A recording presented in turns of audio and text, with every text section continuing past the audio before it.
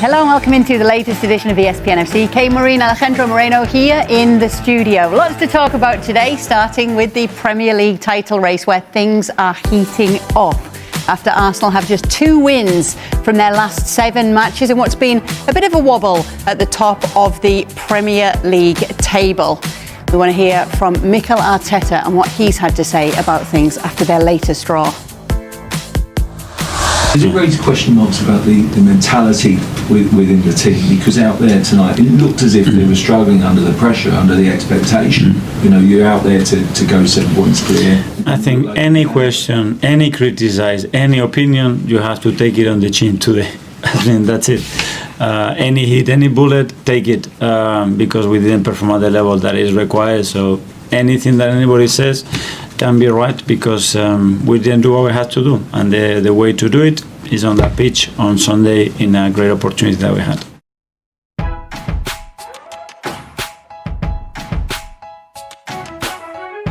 That was 2 draws, as you can see there. Then came the loss to Manchester United. Then we saw back-to-back wins at Leeds and against Sunderland. But then it's been 2 draws once again, including yesterday's 2-2 result. And in both of those draws as well, they gave up a lead. And next up for them, it is the North London derby at Spurs. So, tricky times for Mikel Arteta's men right now. Jan Åge Fjørtoft, Frank Leboeuf and Kieran Gibbs. Kieran Gibbs joining us right now. Welcome. And he's got a smile on his face. Do you feel the pressure? Yes, Kieran. Go Do you easy, feel the go pressure? easy. Go easy on me today, guys. Please. Yeah. I'm already going through it. Yes, definitely starting to feel the pressure. There's no hiding that. It's a big blow. It's a big blow. I think psychologically more than anything. And listen, when you cross the white line, there's never a guarantee that you're going to leave with 3 points. That's the first thing that you learn, especially when you play in the Premier League. But I think more than anything, I think it's the manner in which they're just dropping these points. Those little moments, lapses in communication, concentration, being below the technical standards that they set themselves, and it's that poor game management at the moment that's letting them down. I think the game management is a big one, because you're going to always have mistakes. You always have these moments in football. They're going to go against you. They're going to go for you. But no disrespect to Wolves. I think they've conceded 16 goals. I think this season. Sorry, scored 16 goals, and we've conceded 4 of them. But I think on top of that, what's more worrying is that we've conceded 18 goals, and 4 of them we've conceded against Wolves. And this is the best defense in Europe. So it doesn't even sound right. It doesn't really make sense. It's I've never seen a team that has so many reasons as to why they should win the league, at the same time as starting to have many reasons why they shouldn't. So they're kind of like a big oxymoron at the moment, and it's hard to put your finger on it. But there's still a lot more to come from this team. So I'm like, I still have faith. Jan, how would you put your finger on it? I will put my finger on it that the 2 draws were a bit different, because the game at Brentford, I was there. That was one of the most intense game I've seen for a long time. That was a great football game. Arsenal were on it. There were set pieces. They were battling for it.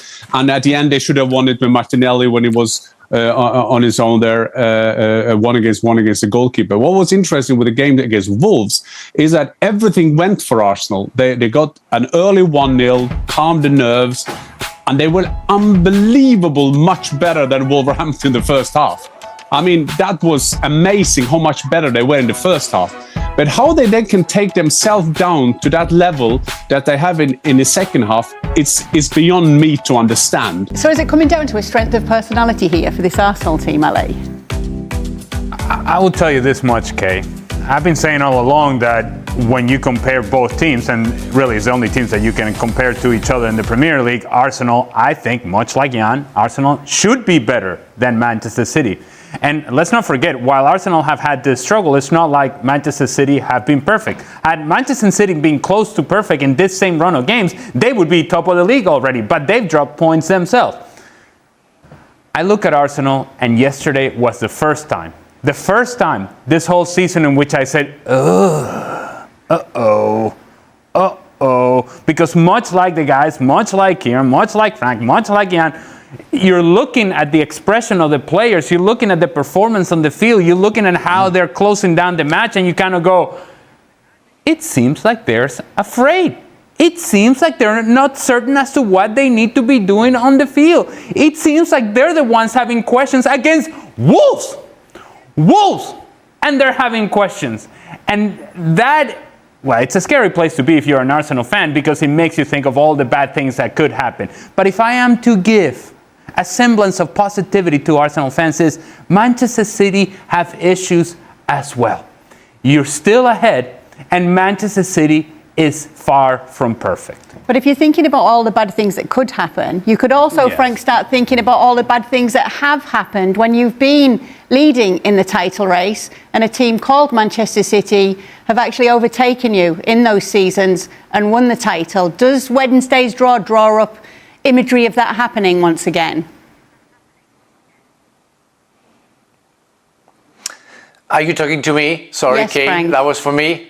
Yes, okay, Frank. okay. That's something. Sorry, that's something you have to take. You have to take in a very big importance, in a way that we have seen in the past, and we saw Liverpool struggling last season, and we saw people, pushing you to the corner and trying to destabilize you, and we saw that.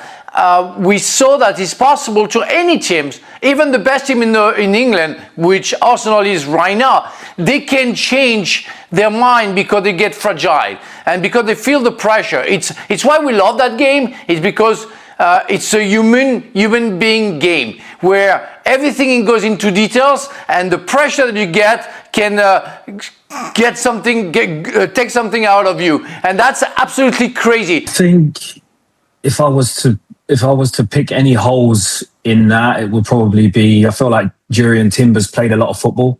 And I think he might be due a rest. You got Ben White waiting behind you, who's perfectly capable. He knows, how to play at this level, and has done great for Arsenal since he signed. So maybe there's that. Listen, they still have had an alarming amount of injuries. So even though their squad is deep, I would like to think where they would be if they didn't have such a big squad this season. But I think he's rotated his front kind of 4 or 5. I think he's rotated them pretty well. But yeah, in terms of where they're lacking at the moment, you have to say it's goals conceded. I think they've conceded 8 goals so far this year, and they've only conceded 18 goals in the whole season. So it's clear that that's where the issue is at the moment, and we just don't associate them with that because of this kind of back 5, back 6, with Rice in there. They just don't concede many, and that's where you're seeing their numbers increase at the moment with conceding goals. So maybe there's something that needs to be done. Maybe there's something that needs to be done there. But I think that's tongue in cheek, to be honest. I still think that you gotta bounce off of this, as quick as you can. I think it's gonna sting, but there's no doubt that they have got it in them at this point of the season. They just have to, as Mikel said, they have to go through this pain barrier now and use that pain and turn it into positive performances. It's easier said than done. And listen, criticism is always the price of ambition. So they're gonna have to take what comes with being ambitious. They're trying to achieve what no team has achieved in the Arsenal team for 20 years. If I were an Arsenal fan right now, I would be very nervous just hearing Kieran's tone of voice. The tension in Kieran's voice, in which he's giving us the analysis, he's giving us the breakdown, but he's giving us hope as well. He's kind of hanging on to hope, but he's concerned about the defending. he can't quite make up his mind. Should I be panicking? Should I be nervous? Or should I be hopeful? And that's, I think, how Arsenal fans I'm still feel. very hopeful. But No, but can I? Yeah, because Christian as well, like come in, but because you've been watching them closely, how are they going to stop this? How are they going to get out of this? What have you noticed? Well, just to add to what Kieran's saying, because there is a lot of, we can talk about Arteta if he's doing this and doing that, but there's also something called individual tactics. Sometimes that is very underestimated. What do you do on the pitch? In second half, for example, we have to be honest, Declan Rice, I hear about him that he is the biggest general England have had since Winston Churchill. Where was he second half yesterday? I didn't see him. That was a typical game where you need someone there. You need a leader there. And you have two of the best centre halves in the world. In the second half, where were they at that time? I'm not saying anything because he's Norwegian, but I think this is at the time that you need to get Martin Ødegaard back because there's something about the balance in the team. I think they need him back. His injury has not been good for them. But I sometimes... When I see Arsenal yesterday, and that's with Ali yesterday, I saw something yesterday that I didn't think I would see. I saw a team that's mentally broke down in 8-9 players. Reminded me a bit of old Borussia Dortmund. Remember when Borussia Dortmund got a goal against? 9 players gone mentally under. And that happened to Arsenal yesterday, and that was not a good sight. Were you supposed to help to be helpful to Kieran in that comment, or you will try to make him panicking after your explanation? Let's see how Kieran feels about a North London derby at Spurs at the weekend. I think you got to say it's probably the biggest North London. Well, I'm going to say the second biggest North London derby ever. If we're going to go for magnitude, I think the first has to be, winning the league at White Hart Lane. I'll have to mention that. But second, it's definitely the biggest. It's a great way for them to respond and perform. I would like to think that they have every chance because, but I said that before the Wolves game, so I don't want to speak too early this week. But yeah, I mean, you're talking about coming up against a team that is in as bad form, if not worse than Wolves.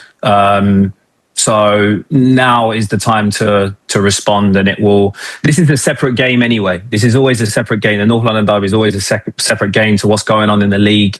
There's other things at stake when it comes to this game on Sunday. So extra special derby this weekend. Manchester City will be looking to heap that pressure on Arsenal. When you look at the Champions League games, well, the games after in the Premier League, Newcastle have played after a Champions League game.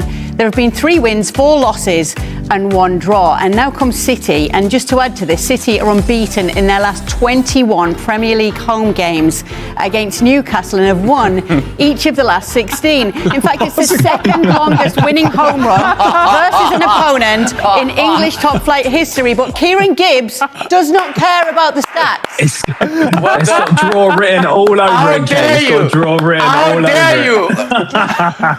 To dare is to do. To do is to dare.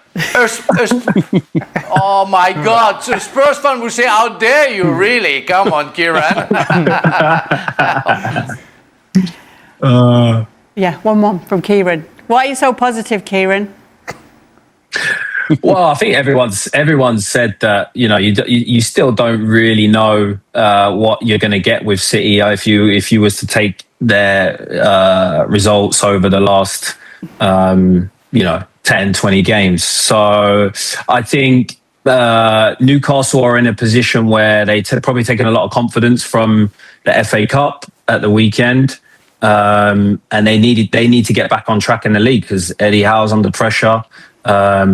Their team is under pressure at the moment, and yeah, I'm hoping for a worldy performance out of nowhere. There's never been more interest from Kieran in watching Newcastle playing against Karabakh, and anytime they score a goal, another goal for Newcastle, which then means that of course the legs will be fresh against Manchester City.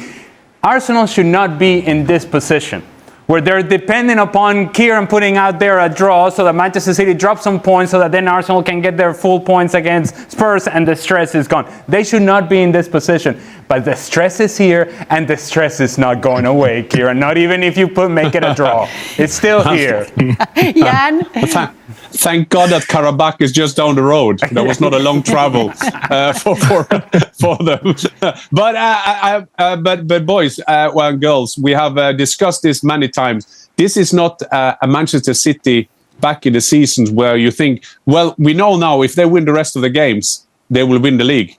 But this is not the Manchester City team that we will trust doing that. We've seen them. What we will know about this late game on Saturday is that Manchester City will allow Newcastle to have goal chances. We know that because they've done that in every game. The problem with Newcastle, I've done them a couple of times the last couple of months, and I asked Eddie Howe, what is there to expect for this team? Are you a good team? Are you a bad team? Are you a top team? Are you a middle team? And he was quite honest, Eddie Howe, and he said, I don't know. I don't think Newcastle know what team they are this season. So, I mean, for the Arsenal fan, must be, I don't, Kieran, it's not a hope, it's a pray. It's a pray, that result. Hopefully that will happen, but it may happen at City. I think there is a lack of consistency from everybody and all teams in Premier League this season, and maybe Arsenal is maybe the team we had the least of inconsistency this season. Is why we all believe that they would be capable of winning the Premier League easily, in a very easy way. But it's absolutely crazy what we are seeing lately, and the two past season, well, that last season before, the one season before, and this season, I'm sorry, but the level for me has dropped in a way that we can't find a race, we can't find consistency from any teams, and I'm quite worried for the Premier League. The Premier League is still the best one, but has to react to make sure the entertainment is good, the race is good, and the teams are all good. Yes, we're going to Frank, I have to add to that. I have to add to that. Sorry, just quickly before I go, because, you know, the fact that they're still top of the league, and, you know, it kind of says a lot about the rest of the Premier League. And I have to agree with Frank. We're looking at the bigger picture. Arsenal have been heavily criticised right now. Top of the Champions League, top of the Prem. I think it says more about where we are in football at the moment, to be honest. Okay. All right, Kieran, we're going to let you go. We won't take that discussion. I'll leave you with that. Big weekend ahead for you, Kieran. We'll speak to you soon. Thanks for joining Look us. after yourself. Thanks, Look after Bringing yourself, your Kieran. positive Arsenal nature to the show. Be safe. Make sure to join us every single day on ESPN FC, especially this weekend, to see how it all plays out. Oh, it's not been a good week for the Italian sides in the Champions League. We know Napoli are already out, and then when it comes to the first leg playoff ties, Juventus, Inter and Atalanta all lost their games. Bodo Glimt with that big result against Inter, and then of course that's a Juve good as well. comment there. Bodo shaming. And Juve beaten 5-2 by Galatasaray. We want to hear once again from Jürgen Klinsmann with his take on it. I already spoke to some friends in Milano. This is an earthquake for Italian football. Bodo Glimt, they are still in off-season. They haven't even started their season yet in Norway. The body language of the Inter players, that they were confronted with this high energy from Bodo Glimt, they didn't know what to do. And this is a disaster. It's a disaster for a club like Inter Milan in the knockout phase of the Champions League. If you want to win a game, you got to go and risk something, and you got to go and get the 3 points. For the Italians, tying the game, ending up with 1 point, is always still accepted. The top teams in Italy, we have to approach it like the rest of the world and say, we're going to go for 3 points. We want to win the game, and not basically just play for not losing the game. Tonight, this is a real tragedy for Italian football, as it was last night with Juventus at Galatasaray. I mean, this is unacceptable for Italians, conceding 5 goals in Turkey and 3 in Norway. They're getting real nightmares with the Norwegian, the Italians, because Norway kicked out, obviously, the Italian national team from qualifying directly to the World Cup. Italy has to go to the qualifiers at the end of March. and now comes Bodo Glimt and sends them home with a 3-1 package. I mean, they have nightmares about Norway. And Paolo Di Canio has added some fuel to the fire and hit out at the Serie A team, saying our perception of Italian football is that we are phenomenal. Yet, Napoli play away at PSV and concede 6 goals. Inter conceded 5 goals in the Champions League final against PSG, but it could have been 10. There's a narration according to which Italian players could play for Manchester City, who... Italian players have not been signed across Europe for 15 years, which means they are not considered up to the task. Slight fact check there in that Donnarumma is the starting goalkeeper for Manchester City, and that's a big and important position. Right. It's an Italian player. But I think we get the message, though. and I think the big picture is that, and it's something that we have discussed in the show many times, is that for those of us that can remember the 90s and the 80s, I know people nowadays think of the 80s and the 90s as wow, a completely whole other universe. But yeah, there were the 80s and there were the 90s, and Italy and Italian football in particular was the top of the top, the best of the best. If you were among the best players in the world, that's where you wanted to go and play. And so to then see this contrast and this fall from grace, that it has been happening over time. We've seen it happening. We see how the trajectory of other leagues is going in a different direction, and Serie A haven't been able to keep up, with infrastructure, haven't been able to keep up in terms of how they present their product, haven't been able to keep up in terms of how they develop their own players, how they nurture the Italian player. In all honesty, if you are to pick out an Italian player out there in the world that say, that guy, if we're putting an all 11 from all over the world, is there an Italian player in that team? Where there used to be 2, 3, 4, it's not the case now. And I'm not even talking about, okay, I'm not even leaving this to the elite teams and the best players. I think there is a very clear drop-off as to what Italian football used to be and what they are now, and they have been the last ones to recognize it. Some, I think in some regards, because of their own arrogance in believing, oh, we're on top of the world, nothing's happening. We don't want to see the truth. we don't want to see the truth around us, and the house is burning down. It's like, no, it's not on fire. It's all right, we're good, we got this. The rest of the world has taken off. Italy has stayed at a level in which now they're taking a step back, and now it's too far to catch up. And that's why we see the things that we see with the national team. That's why we see the things that we see with the club teams. And that's why Paolo Di Canio comes out and says what he says, because he's seeing the house on fire. Frank? Yeah, I cannot more agree with Ali than everything he said, and that's crazy because I played against Italian teams and I played with Italian players and I saw them, and the Italian league, the calcio, was amazing. Where on top of, as Ali said, you had fantastic Italian players. Everybody was going there. Jürgen Klinsmann, Lothar Matthaus, all the Dutch, Rijkaard, Van Basten, Gullit, and all the French, Desailly, Zidane, Deschamps, Trezeguet, Thuram, Bogossian. That was insane. This league was insanely the best in the world. And suddenly, after the 90s, in 2000, 2001, it dropped like crazy. Everybody left to Spain or England, like Zola, Vialli, Di Matteo, for example, Italian players, but also Zidane, Deschamps going to Spain, so many others doing that. And the drop-off was crazy that nowadays, for me, it's only the 5th league in the world or in Europe. You know, and it goes beyond the Ligue 1 for me. Because in the Ligue 1, you have players, French players, that everybody in the world still want. I can't name any. Mikel Arteta's work at Arsenal is being viewed in an even brighter light after the recent coaching shakeups elsewhere. With Chelsea parting ways with Enzo Maresca and Manchester United moving on from Ruben Amorim, the contrast is hard to miss. Arsenal has kept moving forward under Arteta, giving him time through difficult stretches, and now seeing the payoff as the club pushes again in the Premier League title race. It also raises a bigger question about strategy.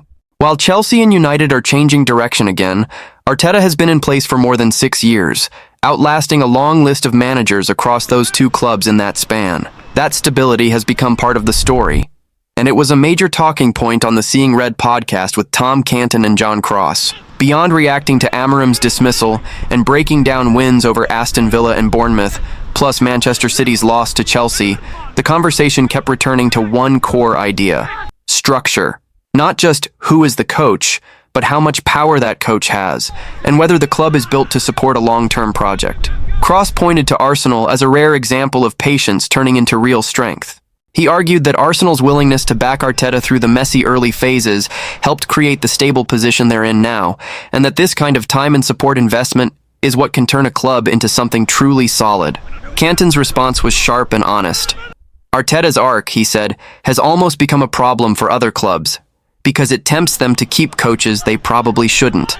But at the same time, it's still the best example of what can happen when you hire the right person and actually give them time. And that time wasn't smooth. The discussion highlighted how Arsenal could easily have pulled the plug early.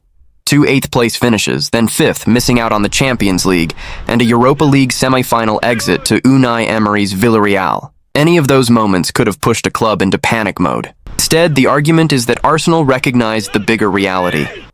Arteta didn't have the resources to compete at the required level right away. The squad needed a rebuild. The roster needed to be refreshed. That's where the comparison to Chelsea and United becomes even more pointed. The podcast suggested that recruitment and decision-making structure are often what determine whether a coach survives. If signings don't land, results suffer. And if a coach doesn't have enough influence, or the club isn't aligned behind a clear plan, it becomes much easier for things to collapse. In other words, giving time only works if the coach is empowered to shape the team in a way that matches the vision. Cross also emphasized that Arteta's situation stood out because he pushed to be a true manager, not just a head coach. The idea is simple. Top coaches want a real say in the build, and they want the club to match what they were promised when they took the job. The discussion even pointed to how Arteta survived a low moment, like the home loss to Burnley, because the club stayed behind him. And in that period, with fan pressure affected by the COVID-era environment, Arsenal were able to hold their nerve instead of reacting emotionally.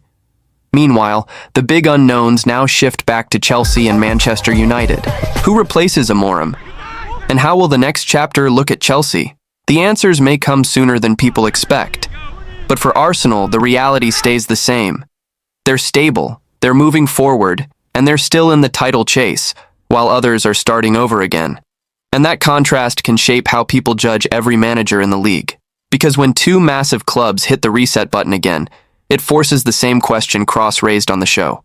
Is the quick switch actually fixing the problem, or just delaying the real work? The bigger takeaway from the discussion is that time isn't a magic solution by itself. It only becomes valuable when the club's structure supports the plan, and when the coach has the influence to push the squad in the direction he believes it needs to go. That's why the distinction between head coach and manager kept coming up.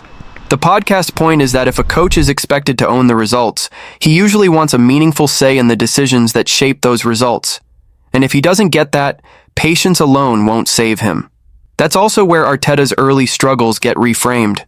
Those finishes and setbacks could have become a reason to panic. Instead, they became evidence of why alignment matters, because Arsenal chose to treat them as part of a build, not a final verdict.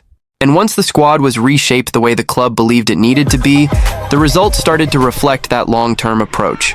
So the repercussions aren't just about Arsenal looking stable, it's about how stability changes your margin for error. When you don't reset every year, you're not constantly starting from zero. You're building on decisions, learning from setbacks, and keeping a clearer identity. For Chelsea and Manchester United, the immediate consequence is obvious. They're changing direction again, which means the next appointment carries even more weight. Because every new coach isn't just judged on results. He's judged on whether the club is finally giving him the structure and authority that the role demands. That's why the question at the end matters so much. Who will replace Amorim? And how will Liam Rosenior do at Chelsea? Because those answers will test the exact theme the show kept returning to. Time, support, structure, and control. And for Arsenal, it's a different kind of pressure. Stability doesn't guarantee trophies, but it does keep you in the fight longer. And right now, while others restart, Arsenal get to stay focused on what they're already doing, chasing the Premier League title.